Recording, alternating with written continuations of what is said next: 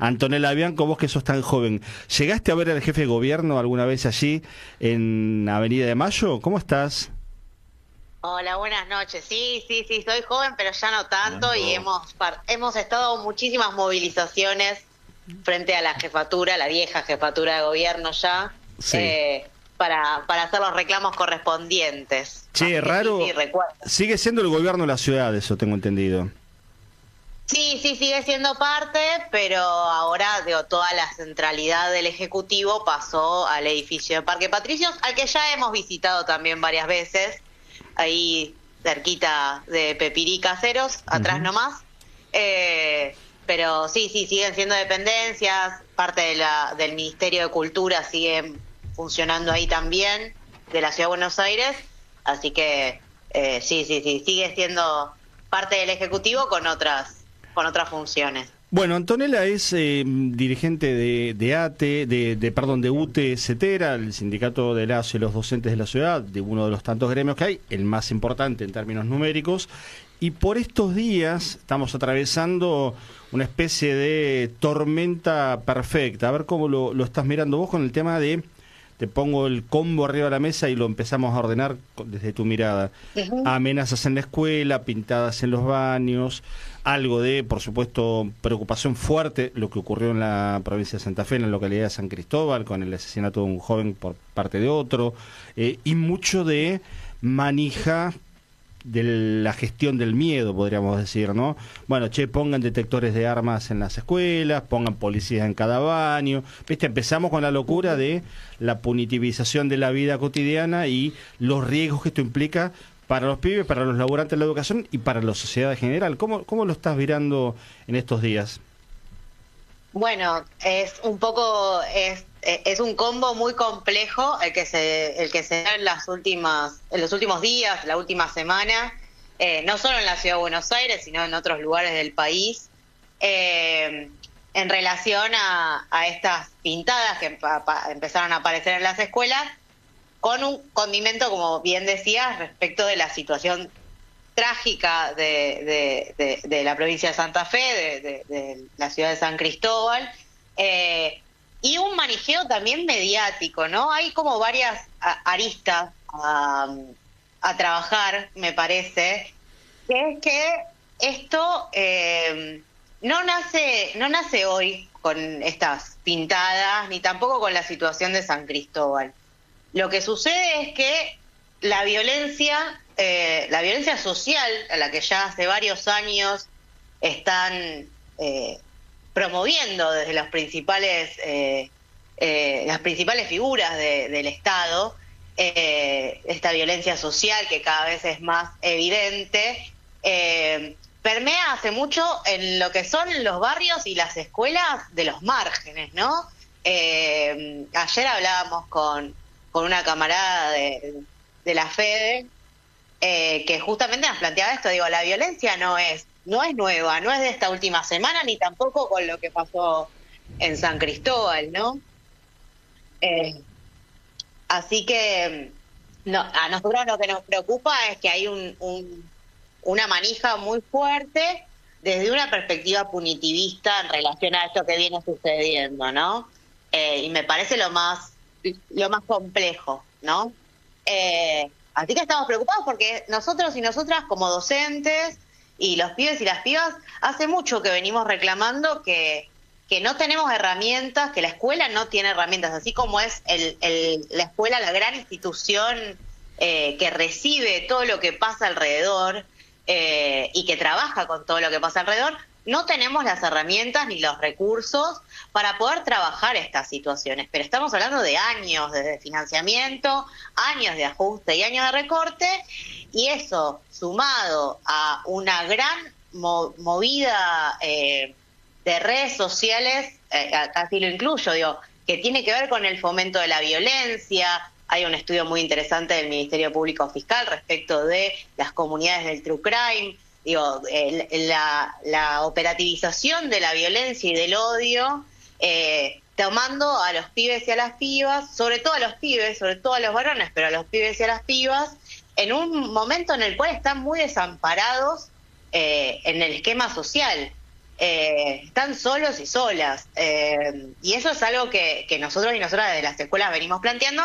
Obviamente, en esta situación, cuando desborda los márgenes, a partir, por un lado, del hecho trágico de San Cristóbal, pero también de todo lo que sucedió en un montón de escuelas de distintas clases sociales y sobre todo de clase media, cuando desborda los márgenes es cuando se pone el foco. Y esto es lo que estamos atravesando hoy, ¿no?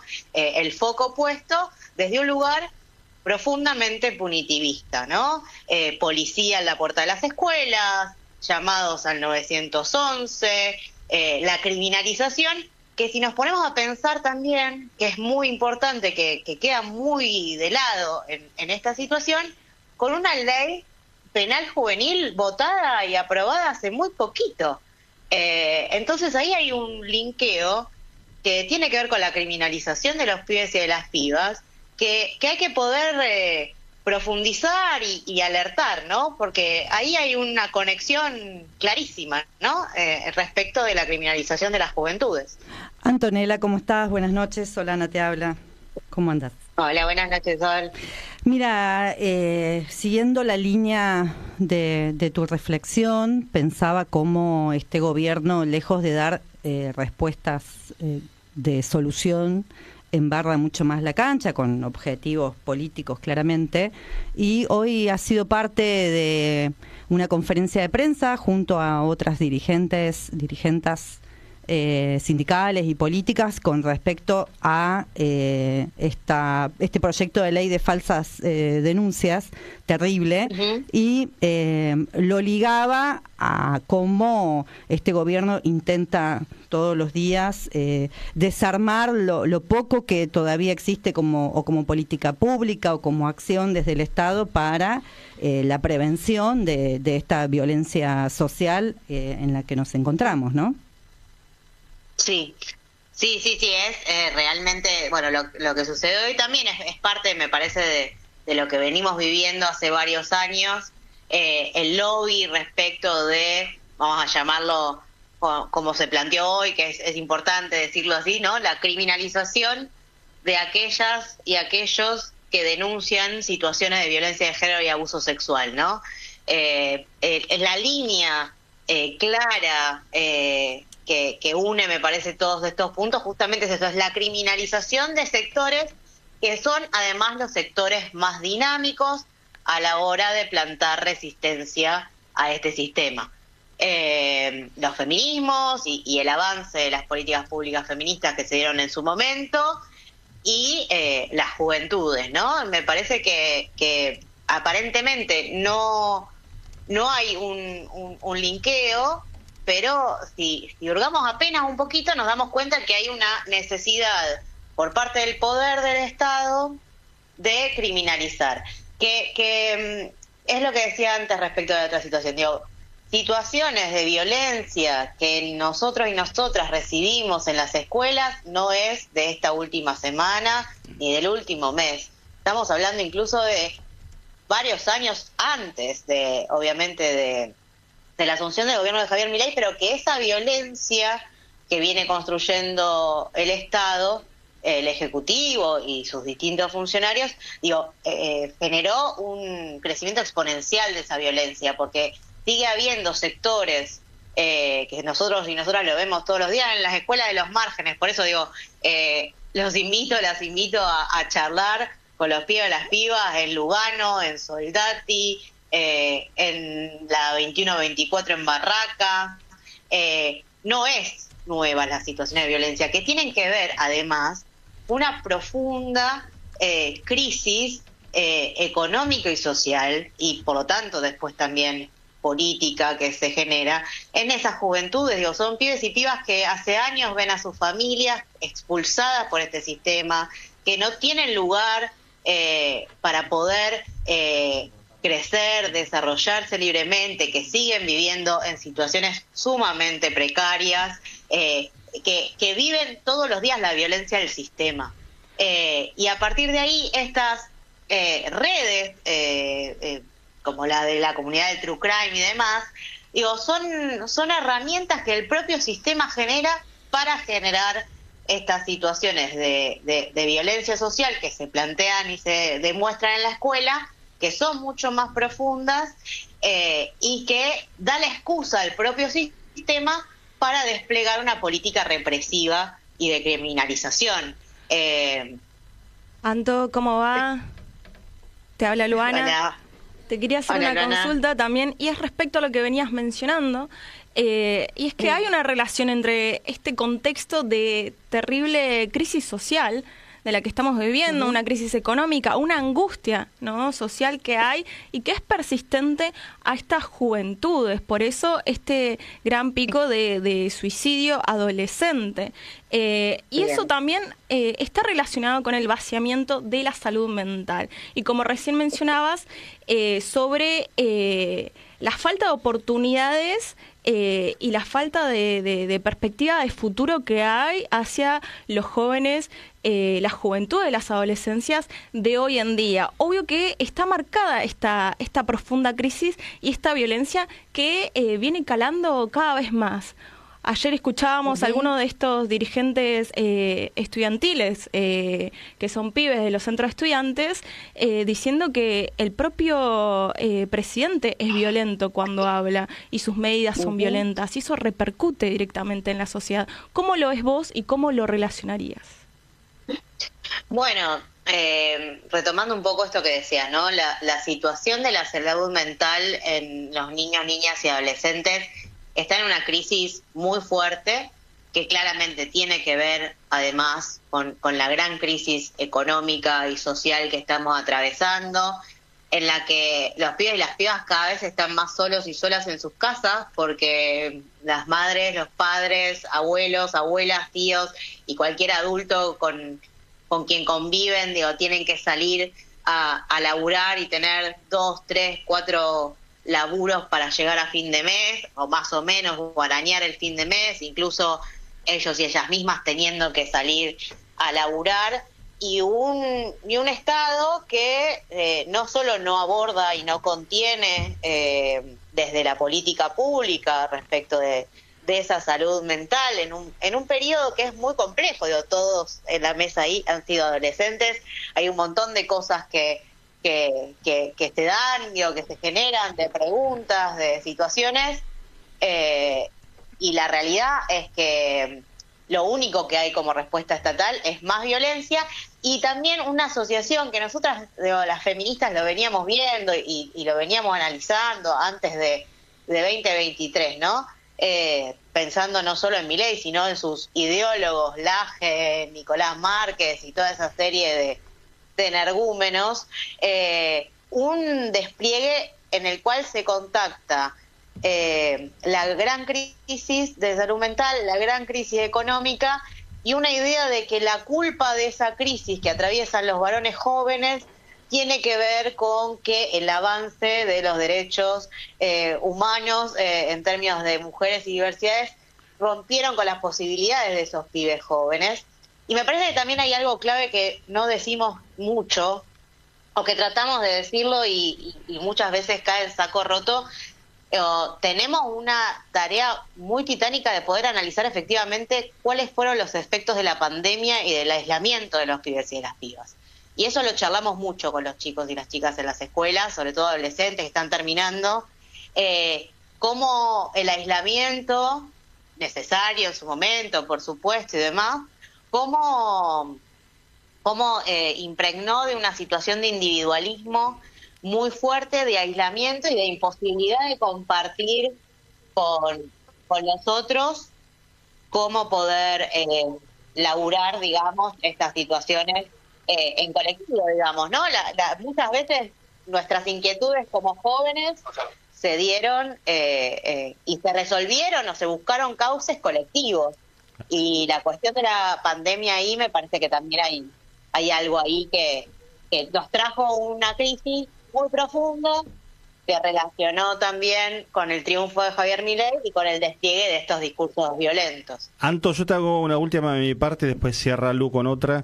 Tiene que ver con lo siguiente: despejando la postura del gobierno de la ciudad y Jorge Macri, que ayer habló del tema, despejando todo el análisis que nos haces en torno a las redes, al momento de violencia del discurso oficial y al estado de situación. ¿Qué pasa en la escuela en concreto, con las y los docentes, con los directivos, con las familias? ¿Cómo se está abordando y qué sabes de qué se está haciendo, ¿no? Porque aparece una pintada, aparece un cartel y uno dice, che, es joda, es cierto, hay que tomar alguna medida de precaución, por supuesto, pero ¿cómo ves que lo está trabajando en el territorio en concreto? Bueno, me parece que siempre que hay una crisis hay una oportunidad. Y en ese sentido se ha puesto la alerta también en la rotura de los lazos que había entre las familias, la escuela y el territorio, ¿no?